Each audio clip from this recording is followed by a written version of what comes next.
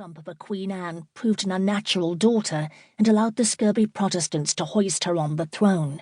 May she rot, Charles thought, but without much heat. During his childhood in London, he had never seen Queen Anne, nor were the long-ago wrongs suffered by the deposed James II very real to Charles, despite the occasional harpings of Sir Marmaduke and Cousin Maud. Charles clicked his tongue impatiently as he thought of these two good people who had taken him into their Yorkshire home when his father died 4 years since. Sir Marmaduke Constable was a wispy, earnest man, cousin to the Radcliffes through his mother. When the second Earl died, Sir Marmaduke had been appointed Charles's guardian. Cousin Maud was his faded, spinsterish wife, who often lamented the loss of the vocation she had felt as a girl, when many of her friends had professed as nuns in Belgium. But she was a conscientious woman, and anxiously performed all her duties, except the production of an heir to Sir Marmaduke.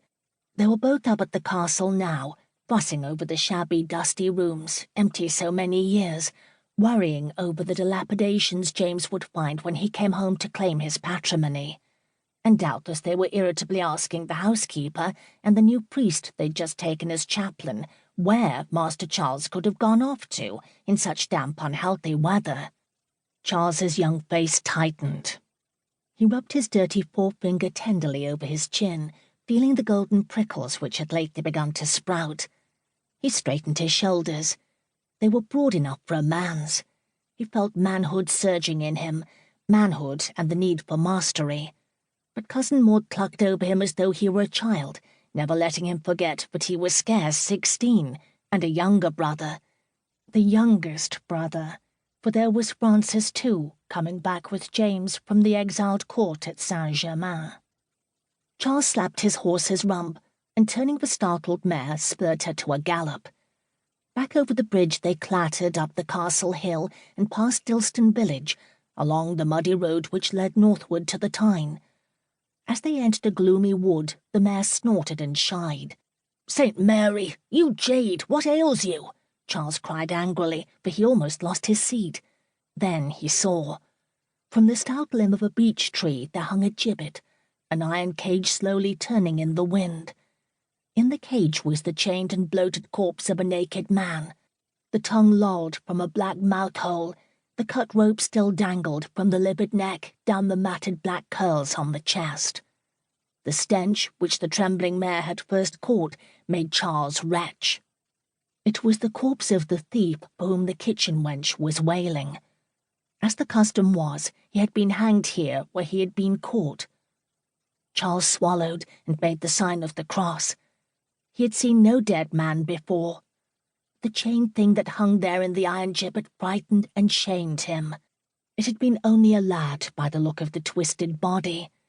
And to end like this, inhuman evil, hanging with no shred of decent covering, while the ravens tore off gobbets of flesh and the bones rotted and crumbled throughout the years. A peculiar feeling came over Charles as he tried to look away and could not, and he thought of the kitchen wench.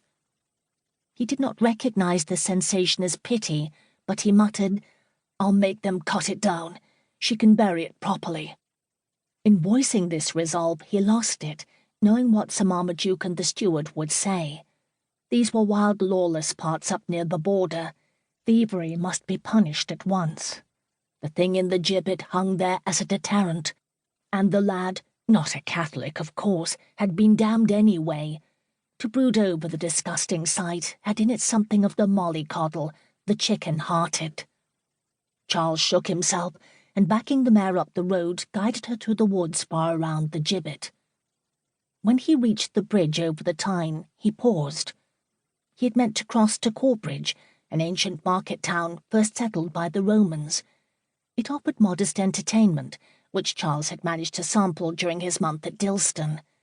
The Angel served good arrack punch, and the barmaid was not averse to a bit of cuddling behind the tap-room door. Today, the Angel did not appeal. Charles decided to ride into Newcastle by the south bank of the Tyne, which he had never explored.